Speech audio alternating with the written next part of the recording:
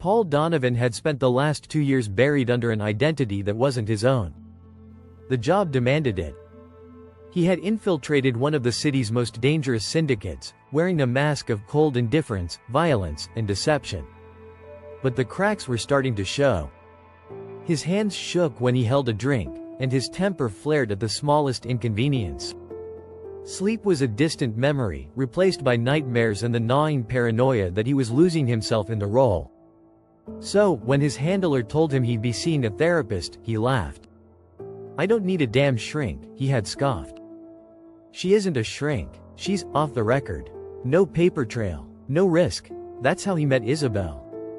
She worked out of a dimly lit apartment that smelled faintly of old books and lavender. There were no certificates on the walls, no signs of a professional practice.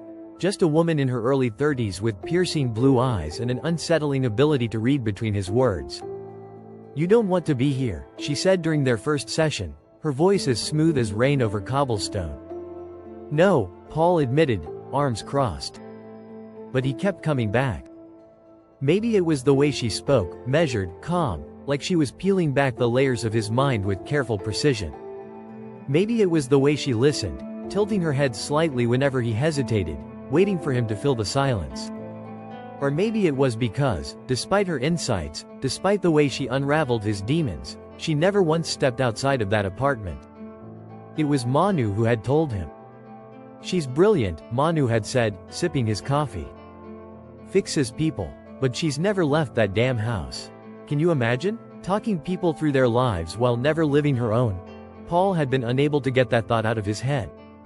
She had spent weeks dissecting his past, his overbearing mother who suffocated him with love, his father who had abandoned them without a second glance, his sister who was terrified of everything. Yet she never spoke of herself. She wasn't just a therapist. She was a prisoner. And somehow, despite it all, he wanted her. Paul knew she felt it too. The hesitation in her breath when their sessions ran too late. The way she lingered on certain words, choosing them carefully as if afraid they would expose something raw beneath her exterior. He caught himself watching her lips move, memorizing the way she tucked her hair behind her ear when she was deep in thought.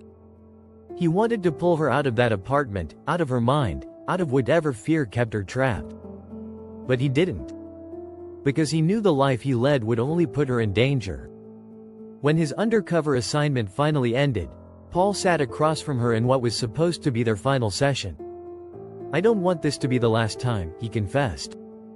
Isabel's fingers curled against her notebook, but she said nothing.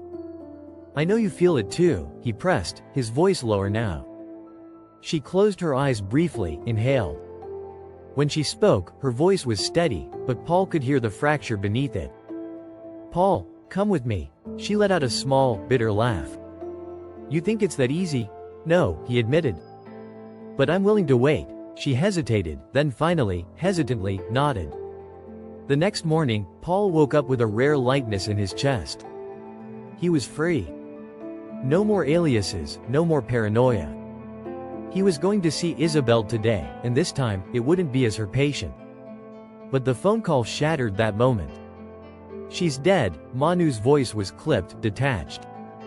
Paul's world tilted. "What? Someone got to her last night. Broke in. The cops think it was one of her patients." Paul barely heard the rest of the conversation. He was already moving, already reaching for his keys, already heading to her apartment. It was chaos when he arrived. Yellow tape. Officers talking in hushed voices. The air was thick with the scent of blood and something that felt like finality. And then he noticed something else, her files. Some were missing. Someone had taken them. Someone had wanted something hidden. Paul needed answers. He found them in the only place left untouched, the diary tucked beneath her couch cushions. He stole it. That night, he sat alone in his apartment, his hands trembling as he flipped through the pages. She had written about him. She had adored him. She had feared him. Not because she thought he would hurt her, but because loving him would mean stepping outside. And she didn't know if she was strong enough. Paul clenched his jaw, his vision blurring as he read her last entry. "I think I would have loved him. I think he would have saved me. But I am afraid that if I step out into his world, I will never come back. And maybe that is what scares me most. Maybe I want to go." His grip tightened around the pages. Isabel hadn't just been murdered. She had been silenced. And Paul was going to find out who did it. Even if it killed him.